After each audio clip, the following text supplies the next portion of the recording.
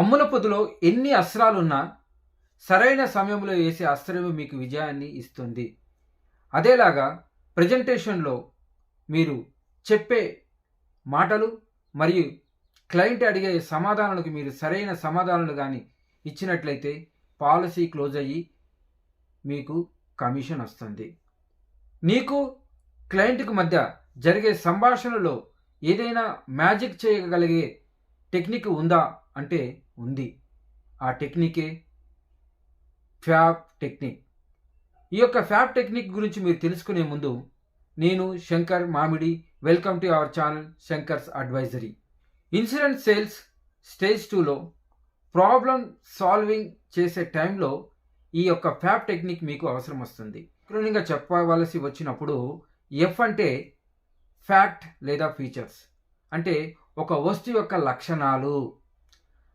Next ఏ అంటే advantages, అంటే ఉపయోగాలు, ఒక వస్తువు యొక్క సర్వీస్ యొక్క ఉపయోగాలు.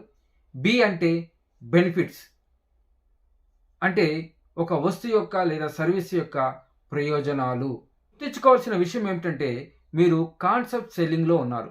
కాన్సెప్ట్ సెల్లింగ్ అంటే ఎక్స్ప్లెయిన్ చేసే ఇన్సూరెన్స్ పాలసీ ఏది కూడా కస్టమర్కు కనబడదు, మీరు విజువలైజ్ చేసిస్తారు. ఎలా అంటే ఒకవేళ ఇలా మరణం సంభవిస్తే, ఒకవేళ ఇలా ఆ యొక్క వృద్ధాప్యంలో మీకు డబ్బు ఇలా మీరు చెప్తారు. ఆ ఉదాహరణనే మీ యొక్క క్లయింట్ నమ్ముతాడు. నమ్మకమే మీకు అమ్మకాన్ని ఇస్తుంది. మీరు ఈ ఫ్యాబ్ టెక్నిక్ వాడేటప్పుడు వీటికన్నా ముందుగా మీకు పెప్సీ అనే టెక్నిక్ తెలిసి ఉండాలి చెప్పాను. తాగే డ్రింక్ కాదు, ఇది కూడా ఒక అక్రోనియమే. అంటే P for protection, E for education, P for pension, S for saving, I for investment. వీటి గురించి మీకు క్లుప్తంగా తెలిసి ఉండాలి. ఎందుకంటే పాలసీ హోల్డర్ కట్టే ప్రీమియంకు అతడు తగ్గ ఫలితాన్ని పొందాలనుకుంటాడు. ఒకవేళ మీరైనా కానీ అతడి యొక్క స్థానంలో ఉంటే మీరు కూడా అదే కోరుకుంటారు కదా. కాబట్టి కస్టమర్ పెట్టే ఇన్వెస్ట్మెంట్ కానీ సేవింగ్ కానీ తనకు రిటర్న్స్ రావాలనే ఉద్దేశంతోనే అతడు చేస్తాడు. కాకపోతే ఇన్సూరెన్స్లో ఒక అధికంగా ఉన్న బెనిఫిట్ ఏంటంటే చనిపోతే కూడా పైసలు రావడం. సేల్స్లో మీరు ఫ్యాబ్ టెక్నిక్ వాడుతూ మరియు ఎమోషనల్గా కస్టమర్ని బ్లాక్మెయిల్ కూడా చేయాలి. ఇలా ఒకవేళ మీరు లేని సందర్భంలో మీ పిల్లల పరిస్థితి ఏమిటి, మీ యొక్క స్పౌస్ పరిస్థితి ఏమిటి, మరి మీ పిల్లవాడు అడ్వకేట్ అవుతాడా, మరి మీ పిల్లవాడు ఇంజనీర్ చదువుతాడా, మరి మీ పాప డాక్టర్ చదువుతుందా, మరి దానికి డబ్బులు కావాలి కదా అని అతడిని మీరు ఎమోషనల్గా బ్లాక్మెయిల్ చేస్తారు. ఈ యొక్క ఎమోషనల్ బ్లాక్మెయిల్ ఏదైతే ఉందో ఫ్యూచర్లో క్లయింట్కి బెనిఫిటే కానీ నష్టాన్ని ఇవ్వదు. మనం చిన్నపిల్లవాడిని చిన్నప్పుడు సరైన మార్గంలో పెట్టకపోతే అతడు పెరిగిన తర్వాత సరైన మార్గంలో ఉంటాడా? మొక్కే వంగనిది మానే వంగునా? అలాగే క్లయింట్కు మనం పాలసీలు చెప్పేటప్పుడు కూడా అతడిని కొద్దిగా భయపెడుతూ మరియు అతడి యొక్క ప్రయోజనం కోసమే మనం ఒక టీచర్ లాగా చెప్పాలి. అప్పుడే అతడు ఆ పాలసీ తీసుకుంటాడు. పాలసీ అమ్మేటప్పుడు ఎప్పుడు కూడా క్లయింట్ను అడుక్కోకండి. ఈ యొక్క ఇండస్ట్రీలో ఉన్న పెద్ద జాడ్యం ఏంటంటే బెగ్ బారో, అంటే అడుక్కోవడము లేదా అప్పు తెచ్చుకోవడము. మీరు పాలసీని అడుక్కోకండి మరియు అప్పు తీసుకోకండి. ఎందుకంటే మీరు ఎప్పుడైతే అడుక్కుంటారో మిమ్మల్ని ఆ యొక్క క్లయింట్ తక్కువ అంచనా వేస్తాడు. అట్ ద సేమ్ టైం ఆయన పాలసీ తీసుకోడు. అంతేకాకుండా 10 మందికి నీ గురించి చెడుగా చెప్తాడు. కాబట్టి నీ యొక్క వ్యక్తిగతంగా నువ్వు ఎప్పుడు కూడా ఉన్నత స్థాయిలో ఉండడానికే ట్రై చేయాలి. అతడు కాకపోతే ఇంకో 10 మంది పాలసీలు ఇస్తారు నీకు. అర్థమైందా? నువ్వు కానీ అడగడమే మనం కావాలి. ఏదో అంటారు కదా, వండుకున్నాడికి ఒకటే కూర, అడుక్కున్నాడికి 64 కూరలు. ఇక్కడ మీరు తప్పుగా ఆలోచించకండి. మనం అడిగేవాళ్ళము, మనకు 64 మంది ఉన్నారు. అర్థమైంది? అంతేగాని పాలసీ హోల్డర్కి మనం ఒకరమే. నీతి నిజాయితీగా చెప్పే పాలసీ ఏజెంట్గా మనం ఒకరమే. అర్థమైందా? సో కాబట్టి మనదే పై చేయిగా ఉండాలి. ఈ రోజు కాకపోతే రేపు వస్తుంది, ఆయన కాకపోతే ఇంకొకటి ఇస్తాడు. కానీ నీ యొక్క పర్సనాలిటీని మాత్రం తగ్గించుకోకండి. పాలసీ క్లోజ్ చేయాలనే ఒక దృక్పథంతోనే మీరు ప్రజెంటేషన్ ఇస్తుండాలి. లేదంటే అతడు మిమ్మల్ని తప్పుదారిలోకి తీసుకెళ్తుంటాడు. ఏమని ఈ పాలసీ బాగలేదని లేనిపోనివన్నీ చెప్పి మిమ్మల్ని ఎల్లగొట్టడానికే ట్రై చేస్తుంటాడు. కాబట్టి మీరు భయపడకుండా ఎప్పుడు కూడా సరైన సమాధానం ఇస్తూ ప్రాబ్లం హ్యాండ్లింగ్ చేస్తూ, నేను ప్రాబ్లం హ్యాండ్లింగ్ సంబంధించిన వీడియో కూడా చేశాను, చూడండి. దానిని పాటిస్తూ మీరు పాలసీని క్లోజ్ చేయడానికి ట్రై చేయండి, అంతేగాని అడుక్కోకండి. ఈ ఫ్యాబ్ని నేను మీకు ఒక ఉదాహరణగా ఎక్స్ప్లెయిన్ చేయాలంటే నేను ఈ విధంగా చెప్పగలను. ఫర్ ఎగ్జాంపుల్, టర్మ్ పాలసీ ఉంది అనుకోండి. టర్మ్ పాలసీ లక్షణాలు అన్ని కంపెనీలు ఒకటే ఉంటాయి.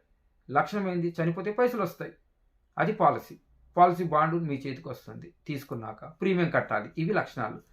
అదే మనం అడ్వాంటేజెస్గా మాట్లాడితే చనిపోతే పైసలు వస్తాయి. ఇది అడ్వాంటేజ్. అంటే దురదృష్టాన్ని కూడా అదృష్టంగా చేసుకోవడం అనేదే అడ్వాంటేజ్. మనం బెనిఫిట్గా చూడాలంటే టర్మ్ పాలసీతో పాటు రైడర్స్ తీసుకుంటారు చూడండి. ఆ రైడర్స్ అనేది ఎక్స్ట్రా ఉపయోగాలు.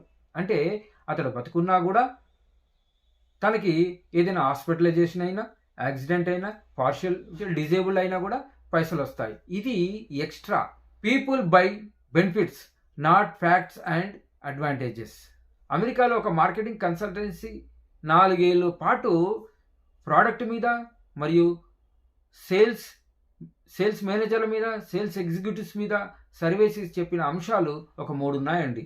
అది ఏంటంటే, మొదటిది, కొంతమంది సేల్స్ మేనేజర్లు కానీ, కొంతమంది ఎగ్జిక్యూటివ్స్ కానీ, వారు కస్టమర్కి అరచేతిలో వైకుంఠాన్ని మరియు మాయమాటలు చెప్పి పాలసీలు అమ్మేస్తారు.